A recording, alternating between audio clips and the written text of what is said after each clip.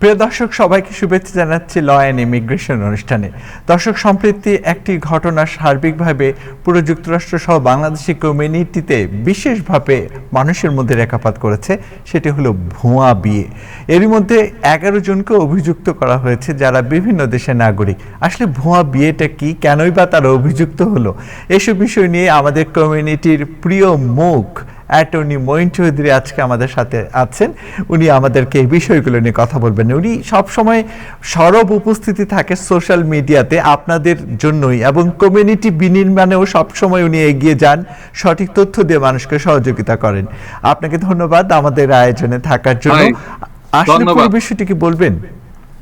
ধন্যবাদ। আপনারা সবাই ইতিমধ্যে জেনে গেছেন, আমেরিকাতে স্পেশালি নিউ ইয়র্কে 11 জনকে গত পরশু তারা অ্যারেস্ট করেছে যে ম্যারেজ ফ্রড স্কিম হিসাবে। এটা গত 10 বছর যাবত তারা তদন্ত করছে এবং তারা একটা সংঘবদ্ধ চক্রকে পেয়েছে যারা বিবাহের মাধ্যমে গ্রিন কার্ড পাইয়ে সহায়তা করে টাকার বিনিময়ে বলতে কেউ হয়তো $30,000 দিচ্ছে। তাদের কথা হচ্ছে তারা ভিসা নিয়ে আবার যেভাবে আসে না কেন আমেরিকাতে, তারা বিয়ের মাধ্যমে গ্রিন কার্ড দেওয়ার চেষ্টা করে এবং সম্পূর্ণ টাকার বিনিময়ে, কেউ তো কাউকে চিনেও না, একটা অ্যারেঞ্জ করে দিচ্ছে এবং একজন টাকা পাচ্ছে, একজন গ্রিন কার্ড পাচ্ছে। দালাল চক্র জড়িত ছিল। এই ক্ষেত্রে তারা 1000 জনের মতো কেস তারা চিহ্নিত করেছে। এখন এখানে দেখা যায় একটা নির্দিষ্ট দেশের যে লোকগুলা জড়িত, বিশ্বের অনেক দেশের লোক এখানে জড়িত, তাদেরকে 11 জনকে আপাতত গ্রেফতার করা হয়েছে এবং তাদেরকে ইনডাইট করা হয়েছে। ম্যারেজ ফ্রডের শাস্তি হচ্ছে আমেরিকাতে 5 ইয়ার্স ইমপ্রিজনমেন্ট এন্ড $250,000 জরিমানা। তাদেরকে আরো একটা চার্জ অভিযুক্ত করা হচ্ছে, যেটা হচ্ছে 10 ইয়ার্স জরিমানা। 10 ইয়ার্স তাদের সশ্রম কারাদণ্ড হতে পারে। সো এই ক্ষেত্রে মেসেজটা হলো এটা যে অনেকে যারা নতুন ভাবে আমেরিকাতে আসেন, তারা হয়তো কার্ড বানানোর ইমিগ্রেশন সুবিধা নেওয়ার চেষ্টা করেন, তারা বিভিন্ন প্রতারিত হন। একটা প্রতারক চক্র বসেই থাকে নতুন যারা আসে তাদেরকে নিয়ে কাজ করার জন্য, তাদেরকে মিথ্যা প্রলোভন দেখিয়ে এবং মিথ্যা বাবাকে সাজিয়ে দিয়ে বলে তাদের কাছ থেকে টাকা পয়সা নিয়ে যায় এবং বিয়ের প্রলোভন দেখে টাকা পয়সা নেয়। অনেকের গ্রিন কার্ড অনেকের হয় না। আবার এই ক্ষেত্রে দেখা যায় যে দালাল চক্র কাজ করে। ওই দালাল চক্র সহ এই যে নারী পুরুষ দুই গ্রুপকে তারা দায়ী করছে। সো সতর্কতা হলো এটা যে আপনারা সতর্ক থাকবেন, কোন মিথ্যা ফাঁদে পা দেবেন না এবং যারা এইসব কাজ করে তাদেরকে বিরত থাকবেন। এমনকি আমরা যারা অ্যাটর্নি আছি, অ্যাটর্নিরাও সতর্ক থাকতে হবে, কারণ অনেক অ্যাটর্নির সুবিধা নিয়ে অনেক কাজগুলো করিয়ে নিচ্ছে। তারপরে কিন্তু অ্যাটর্নির উপর একটা অভিযোগ আসতে পারে যে অ্যাটর্নি জানে কিনা। যে আমরা যখন কাজগুলো করি, আমরা চেষ্টা করি যে নিজে আগে ভেরিফাই করার জন্য আপনারা একসাথে থাকেন কিনা, একসাথে চলেন কিনা, একই বাসায় থাকেন কিনা এবং কমিউনিটি ফান্ড আছে কিনা, আসলে গুড ফেথ ম্যারেজ কিনা। গুড ফেথ ম্যারেজ না হলে আসলে গ্রিন কার্ড হওয়া সম্ভব না। এবং অনেকে দেখা যায় ভাওয়া করতে বলে কি গুড ফেথ ম্যারেজ না, ভাওয়া করে ফেলো। কিন্তু ভাওয়া করার প্রথম শর্ত হচ্ছে গুড ফেথ ম্যারেজ হতে হবে। বিয়েটাই যদি আপনার শ্যাম ম্যারেজ হয়, প্রতারণার বিয়ে বা নকল বিয়ে হয়, তাহলে যদি ধরতে পারে আপনি যদি ভাওয়া করেও গ্রিন কার্ড পান না কেন, 10 বছর পরে যদি এটা কোন সময় প্রকাশ পায় যে আপনি শ্যাম ম্যারেজ করেছেন, নকল বিয়ে করেছেন, গ্রিন কার্ড পাওয়ার জন্য আপনি কেস সাজিয়েছেন এবং ভাওয়ার মাধ্যমে গ্রিন কার্ড পেয়েছেন, সবই নকল ছিল, তখন তারা আপনি নাগরিক হলেও আপনি কিন্তু নিস্তার পাবেন না। যেমন বর্তমানে অনেকের নাগরিকত্ব বাতিল হচ্ছে, আমরা নোটিশ পাচ্ছি অনেক, কয়েক মাস যাবত আমি বলছি, কিন্তু কেউ এটা গুরুত্ব দিচ্ছে না। এখন দেখা যায় সবাই এসে ফেসবুকে লাইভে বলতেছে যে হ্যাঁ না নোটিশ আসছে। আমরা কিন্তু এজ এন অ্যাটর্নি হিসেবে আগে থেকে সবগুলো নোটিশ পাচ্ছি এবং আমি রিপ্রেজেন্ট করছি অনেককে যারা ভিন্ন নামে এবং ভিন্ন জন্ম তারিখ এই দেশে কোনো সময় ছিল এবং তাদের নামে ডিপোর্টেশন ছিল, তাদেরকে নতুন নামে তারা হয়তো গ্রিন কার্ড পেয়েছেন এবং নাগরিকও হয়ে গেছেন, কিন্তু বর্তমানে তারা রেটিনা দিয়ে এবং ফিঙ্গারপ্রিন্টের মাধ্যমে পাচ্ছে যে এই ভদ্রলোক দুইটা নাম ছিল, যে নামটা সে আগে উল্লেখ করে নাই, অন্য নামে ডিপোর্টেশন ছিল। সো তাদের ক্ষেত্রে নোটিশ পাঠানো হচ্ছে, তুমি 15 দিনের সময় দেওয়া হচ্ছে, 15 দিনের কারণ দর্শাও, না হলে নাগরিকত্ব বাতিল করো, না হলে তুমি আমাদের ফেডারেল ডিস্ট্রিক্ট কোর্টে তাদের জন্য কেস হয়।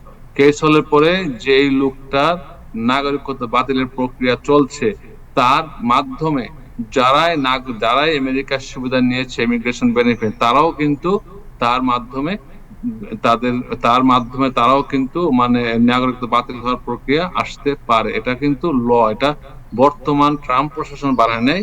এটা 96 থেকে লটা ছিল, কিন্তু অ্যাপ্লিকেবল ছিল কম। এখন তারা অ্যাপ্লাই করছে একটু বেশি করে। দ্যাট ইজ সবাইকে জানা উচিত, এবং সবাইকে আমরা যে যার কেস সম্পর্কে অবশ্যই জানেন। এই ক্ষেত্রে আমার বলার কিছু নেই, আপনারা যার যার মতো করে বিবেচনা করবেন, কোন লিগ্যাল কাউন্সিলের যোগাযোগ করবেন, যদি পরবর্তী এরকম পদক্ষেপ আসে কি করবেন। মঈন ভাই, আপনি যেভাবে ব্যাখ্যা করেছেন, আমার মনে হয় এই মুহূর্তে যারা লাইভে অনুষ্ঠানটি দেখছে বা পরে দেখবে, তারা খুব সহজভাবে বিষয়টি বুঝে যাবে। এই আপনার এই ব্যাখ্যার পরে আমার কাছে কয়েকটি প্রশ্ন এসেছে।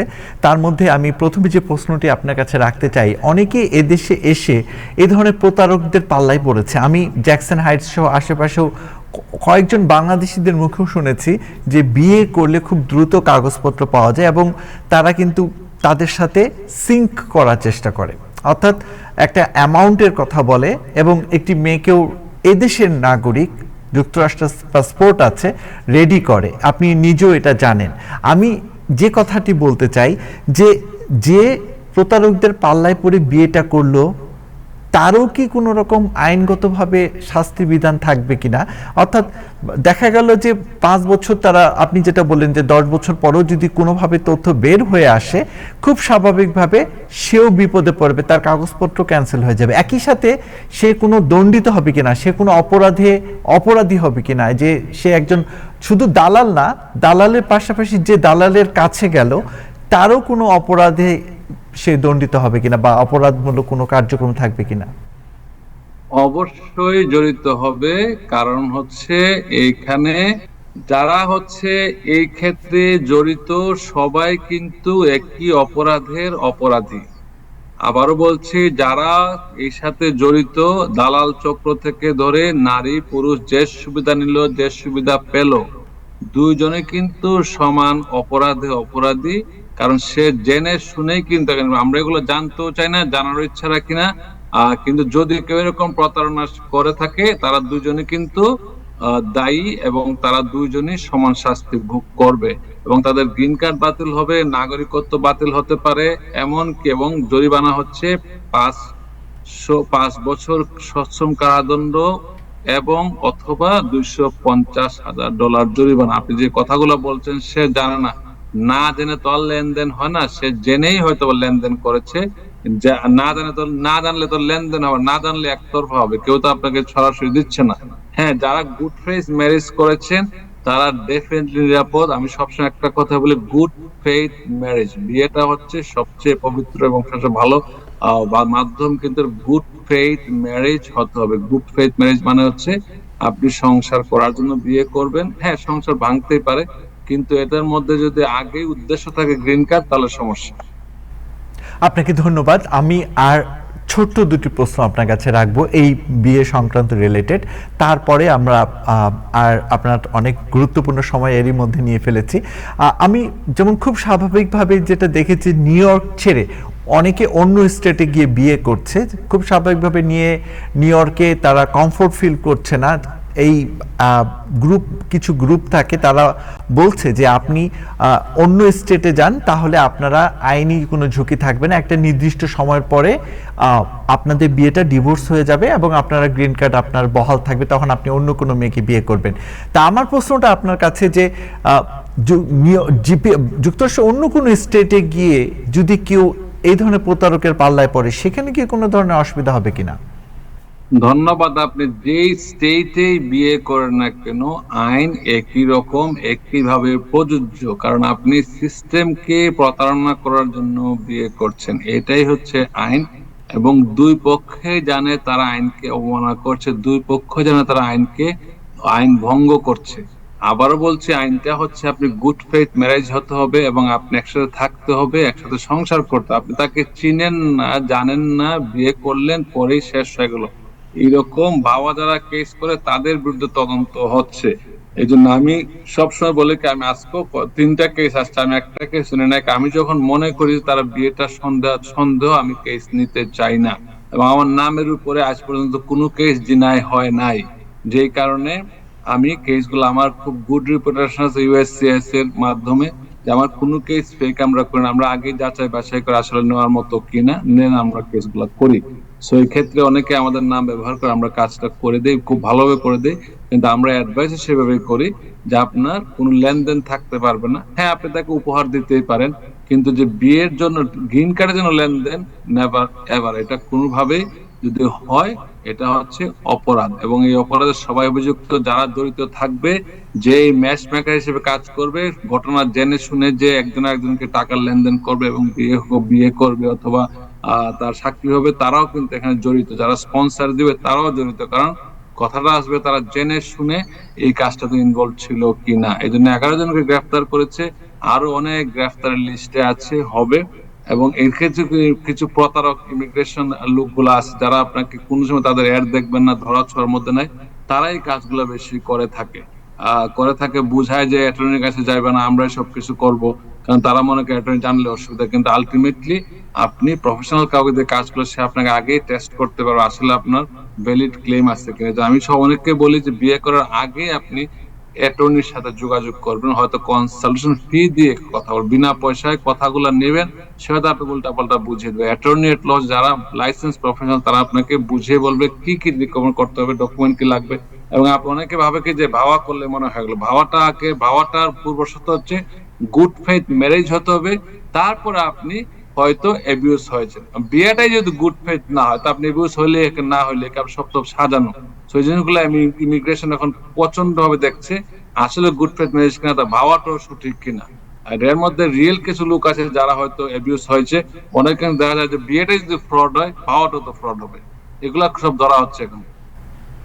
মঈন ভাই, আপনি কিছুক্ষণ আগে এমন একটি কথা বলেছেন, আমি সত্যিকার অর্থে নিউ ইয়র্কে কোনো বাংলাদেশি লয়ারের এরকম কথা শুনি, যেটা আপনি এত আত্মবিশ্বাস নিয়ে বলেছেন যে আপনার নামের উপরে এখন পর্যন্ত কোনো কেস রিফিউজ হয়নি। আপনি এই যে আত্মবিশ্বাস, আমরা জানি আপনি বাংলাদেশে গিয়েও প্রেস ক্লাব সহ বিভিন্ন জায়গায় এই আইনগত বিষয় বিভিন্ন দেশে মানে বিভিন্নভাবে ব্যাখ্যা করেছেন। তো আমার প্রশ্নটি হলো এই যে আপনার ভিতরে এখন যে কনফিডেন্স লেভেল, যা আপনার নামের উপরে বা আপনার প্রতিষ্ঠানের উপরে এখন পর্যন্ত কোনো কেস রিফিউজ হয়নি, এই কথাটি কি এইখানে বসবাসরত কোনো বাংলাদেশি লয়ার এই কথাটি বলতে পারবে? এটা আমি তাদের কথা বলতে পারি, আমার কথা আমি বলি, কারণ আমি হচ্ছে আগেই ভেরিফাই করে সবকিছু নেই। আপনি রিপোর্টেশন দেখবেন, আমি আসলে অনেক কেস নিতে চাই না। আমি যখন সন্দেহ করি যে এটা কেস আসলেই হচ্ছে শ্যাম হতে পারে, আমি কোন রিস্কের কেস নেই না। এই জন্য আমার নামের উপর যতগুলো ফাইল হয় ম্যারেজ কেস, আমার কোনো ধরনের ডকুমেন্ট, আমি ক্লায়েন্টকে 100 বার প্রশ্ন করি, আমি যাচাই বাছাই করে চেষ্টা করি বেসড অন মাই এক্সপিরিয়েন্স। আমি কাগজ দেখলে বুঝি কোনটা সঠিক কোনটা বেঠিক। যেমন ডিভোর্স সার্টিফিকেট অনেকে ফেক করে নিয়ে আসে, অনেক ডিভোর্স সার্টিফিকেট যে বাংলাদেশ থেকে বিভিন্ন দেশ থেকে করে আসে, অনেকগুলা কার্যকর না। দেখা গেলো কদিন পরে এগুলো ইন্টারভিউতে গেলে তো প্রশ্ন আসবে, আমি কিন্তু আগেই বলে দিতে পারি কোনটা প্রশ্ন আসবে। অনেকে মনে করে দিয়ে দিল সাবমিট করে, তারপরে যা আসতে দেখা যাবে। আমি আগেই দেখি যে আমাদের পরে কোনো আরএফই না আসে, আমি আগেই সব যাচাই বাছাই করার চেষ্টা করি, যে কারণে আমার নামে খুব ক্লিন রেকর্ড আছে এখন পর্যন্ত আপনাদের দোয়ায়। আমি চাই না যে, টাকা পয়সা সবাই প্রয়োজন আছে, কিন্তু মিথ্যা তথ্য দিয়ে বা ফেক কোনো প্রমিস করে টাকা পয়সা নেওয়া কারোর জন্য ঠিক না, আমি মনে করি। একদম আমরা অনুষ্ঠান শেষ পর্যায়ে চলে এসেছি, আর একটি প্রশ্ন করে অনুষ্ঠানটি শেষ করব। মঈন ভাই, আপনি খুব ভালো মতো জানেন কমিউনিটি বিনির্মাণে বিভিন্ন অনুষ্ঠানে বিভিন্ন জায়গায় আপনার প্রেজেন্স দেখা যায় এবং আইনি ব্যাখ্যা মানুষের সামনে আপনি সঠিকভাবে তুলে ধরেন। আমি এখন একটি যে প্রশ্নটি রাখতে চাই, খুব স্বাভাবিকভাবে আমরা লক্ষ্য করছি এবং আপনার কাছে অসংখ্য মানুষ ফোন করে এখন বিভিন্ন ক্যাটাগরিতে যারা যুক্তরাষ্ট্রে অবস্থান করছে, তাদের মধ্যে কিন্তু এক ধরনের সাইকোলজিক্যাল কিংবা কিছু মানুষ পরামর্শ দিচ্ছে তোমরা আর আইনিভাবে এগিয়ে না গিয়ে, কারণ আইনিভাবে তোমরা যদি এগিয়ে যাও সেক্ষেত্রে তোমরা রিফিউজ হতে পারো, সো তোমরা এখন বিয়েটা করে ফেলো। আমারই পরিচিত অন্তত 2 জন মানুষ আমি দেখেছি, আমারই পরিচিত এক রিলেটিভস, সে বিয়ে করে ফেলেছে। আরও একজন কাকে আমি দেখেছি, সে ভার্জিনিয়াতে গিয়ে বিয়ে করেছে। তো ন্যাচারালি পারিবারিকভাবে বিয়েগুলো হচ্ছে, আন্ডারস্ট্যান্ডিং এর মাধ্যমে বিয়েগুলো হচ্ছে, একটা বিশেষ পরিস্থিতির কারণে বিয়েগুলো হচ্ছে। তো এই যে এই সমস্ত ব্যক্তি বিয়ে করছে হয়তো আন্ডারস্ট্যান্ডিং, পারিবারিক আন্ডারস্ট্যান্ডিং মধ্যে, এদের ব্যাপারে কি কোনো মেসেজ আপনার কাছে আছে যে তারা তাদের প্রক্রিয়াটা অবলম্বন না করে তারা এখন বিয়ের দিকেই ঝুঁকছে? এটা আপনি নিজেও ভালো মতো জানেন। ধন্যবাদ। আমি জানলো, আমি যে বোঝার চেষ্টা করছি, যদি কেউ বিয়ে করে, বিয়েটা হচ্ছে মহৎ কাজ এবং দ্য বেস্ট অপশন। যদি গুড ফেইথ ম্যারেজ হয়, এটা হচ্ছে আমেরিকার বেস্ট অপশন। উদ্দেশ্য হতে হবে, বিয়ের উদ্দেশ্য হতে হবে মহৎ উদ্দেশ্য। বিয়ের উদ্দেশ্যটা যেন গ্রিন কার্ড না হয়। যদি গ্রিন কার্ড উদ্দেশ্য হয়, তখন কিন্তু এইটা ইমিগ্রেশন তাকে গ্রিন কার্ড দেওয়ার সময় চিন্তা ভাবনা করবে। কিন্তু উদ্দেশ্যটা যদি সংসার করার এবং সারা জীবন একসাথে থাকার, গ্রিন কার্ড অটোমেটিক আসবে। সেই ক্ষেত্রে অনেকে কিন্তু বিয়ে করলেও তার কিন্তু সঠিক অ্যাডজাস্টমেন্ট কোয়ালিফাই করবে না। এই জন্য আমি সবাইকে আগে থেকে বলে, আজকেও কয়েকজন আসছে, আমি বলছি আপনারা আগেই উচিত ছিল একজন অ্যাটর্নির সাথে পরামর্শ করা যে তার নেক্সট অ্যাভিনিউ কি, সে আসলে কিভাবে গ্রিন কার্ডটা পেতে পারে। আইনের মাধ্যমে আইনকে কোনোভাবেই প্রতারণা করা যাবে না, এবং এটাও একটা আইনগত পদ্ধতি বিয়ে করা।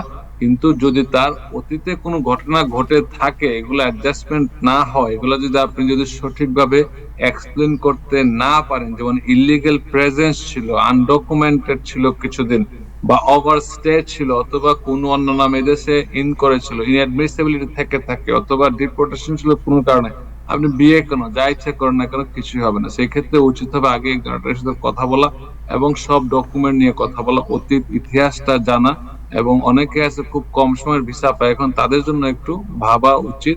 অনেকে আমরা দেখছি কি অ্যাটর্নির কাছে আসে না, ভাবে যে অ্যাটর্নির কাছে গেলে হয়তোবা তার খরচ বেশি লাগবে। কিন্তু আমি একজনের কথা বললাম আজকে, অ্যাটর্নি যে টাকা চার্জ করে তার তো ডবল চার্জ করে একজন, মানে মানে জাস্ট তার কোনো নাম গন্ধ নাই, সে ডবল চার্জ করে, সে বোঝা যায় সে ছাড়া আর কিছু পারবে না। এটা আমি কারোর বিরুদ্ধে বলছি না, কিন্তু আপনার সতর্ক থাকবেন। আপনার যে অধিকার আছে, এই দেশে আছেন, আপনি অ্যাটর্নির সাথে কথা বলতে পারেন। মেনি লয়ার্স আর অ্যাভেলেবল রাইট না, আমি একা না, অনেক অ্যাটর্নি অ্যাভেলেবল আছে। আপনারা একজন থেকে একজন 10 জনের কল দিতে পারেন, সমস্যা নেই। কিন্তু আপনারা সতর্ক থাকবেন, আপনার এটা যেন বিয়ে করা যেন আপনার জন্য আবার নেগেটিভ কোনো সূত্র না হয়। আপনাকে অসংখ্য ধন্যবাদ মঈন ভাই, অনেক মানে গুরুত্বপূর্ণ সময় আপনি পার করছেন, এরই মধ্যে টাইম টেলিভিশনকে আপনি সময় দিয়েছেন, আপনাকে ধন্যবাদ। আমি এক্সট্রিমলি সরি, যান্ত্রিক গোলযোগ আমি দেখতে পারি যে একটু হয়তো মিসআন্ডারস্ট্যান্ডিং হয়েছে। আপনাকে ধন্যবাদ। দর্শক, কমিউনিটি বিনির্মাণে যে ব্যক্তি সবসময় এগিয়ে যায় এবং সামনের দিনেও এগিয়ে থাকবে, আমাদের সংস্কৃতি সহ বিভিন্ন উৎসবে অ্যাটর্নি মঈন চৌধুরী সব সময় সামনের কাতারেই থাকেন। আমাদের প্রত্যাশা আপনি সব সময় এইভাবেই এগিয়ে যান। আজ ল অ্যান্ড ইমিগ্রেশন অনুষ্ঠান এখানে শেষ করছি। ধন্যবাদ সবাইকে। আল্লাহ হাফেজ।